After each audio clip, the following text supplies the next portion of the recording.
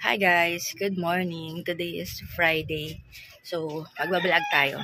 Ang tagal ko nang walang vlog sa YouTube, napabayaan ko na. Punta tayo dito sa live room ko pag nagla-live ako sa Shopee. So, dito sa kabila kwarto. Kwarto yan dito. Tapos may CR. And dito, yan o. Ito yung setup ko kahapon. Papakita ko lang sa inyo. Nayos ko yan. Yan, ito yung mini tindahan ko. Tindahan ni Yvonne. New items from Sarimart. So, nilive ko yung mga bagong items. Tsaka, may promo kay grocery kahapon. Makikita nyo yan, no? Pwede nyo itong i-order sa kanila. Ito, Save 10, yung Coco Crunch. May free yan na Nescafe, Twin Pack. Tapos, ito mga bagong items yan. Meron na din ganito. Yan, Nissin na extra hot. Pero available yan lahat ng flavors ng Nissin. Ito yung mga chips nila. Ito, save ka ng 5 pesos. May Presto creams na din. So, may Nips, milk, and chocolate. Meron ito, save 10 pesos ang Century Tuna at saka Calamansi. Tapos, itong Lucky 7, save 4. May Magic Sarap din, 30 plus 2. Yan mga naka-promo. Meron din silang buy 6 get 2. Marami silang naka-promo ay naka-bundle guys ha.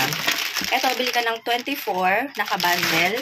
May free ka na 4 na ganito. So, ito yung live room ko yan. Yan, may pailaw tayo dyan. Dalawa. Palit lang to. Dito ako nagla-live. Nag-live ako sa Bolts, sa Shopee. So, kwarto ko yan na live room yan. Sa likod lang yan itong tindahan. So, ang ganda lang ng pa-set up ko, diba? Nag-effort tayo dun. Tignan natin yung ilaw. Sa labas, ito tindahan. So, ilang beses na to na bago yung pwesto kasi before, wala yung pintuan na yan. Close yan. Ang open lang talaga ay ito. Ayan kasi yung gate to. Gate yan. Tapos, pwede pumasok yung mga tao, yung mga customer. Ang problema, kahit na may CCTV na kami, actually 3 CCTV namin noon sa labas. 3 ha.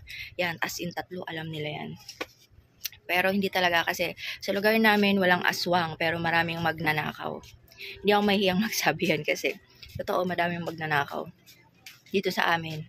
So, nag-close na kami kasi ang daming nawawala.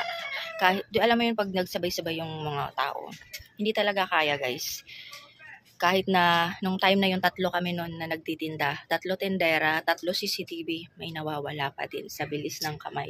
At advantage yun ng mga magnanakaw. And nagpalagay ako ng ganyan, 2 sabitan sa pinsan ko. Kahapon lang yan kinabit kasi bala ko itong mga coffee, isabit ko na siya. And kasi yung bigas namin nakalagay lang sa sako, wala akong as in lagayan talaga. Hindi na dapat isasabay yun ng paggawa. So, hindi natuloy dahil hindi daw kasama sa budget. Kaya ito, iurong namin to. Iurong ko to para dito na yung bigasan. And ito, paghihiwalay-hiwalay. Ano kasi ito island mesh siya pero sobrang sikip. Tulad kanina yung pagdaan ko, 'di ba? Naipit ako kasi masikip nga siya. So ayusin namin to ulit. Pwede namin ulit ilipat dito. Meron kasi standard dito before. Kasi itong lamesa ko nandito. So yun ang update dito sa aming tindahan. Actually ang daming stocks guys. Meron pa, tingnan mo. Kararating lang nito 5,500. Ito yan. Ilang box yan? 5. 1, 2, 3, 4, ayan. Galing yan kay Pure Gold. Tapos, dito pa sa baba, hindi pa naayos na stocks, hindi pa nade-display. Yan, may mga box-box pa sa ilalim. Ayusin natin yan. So, sa mga nagtatanong, ba't wala na akong mga upload sa YouTube? Siyempre, ano bang i-upload ko sa inyo? Ano bang i-share ko? Yung mga unboxing natin na paulit-ulit. Yung yung mga pictures na kasama ako, and may kasama rin paninda. Nag-stop muna ako sa pagganon ng post kasi ginagamit ng mga scammer yung picture ko. Tapos, iibahin nila yung caption. Ang caption ay, magkakaroon ka ng groceries, comment mo lang how. 'Di ba? Saan ka nakakita na bibigyan ka ng groceries, magko-comment ka ng how. So, ingat po ha. Tsaka meron akong dami account. Diyos ko, grabe. Nagbebenta ng mahal na alkansya. So, ingat-ingat. Make sure na legit yung transaction ninyo.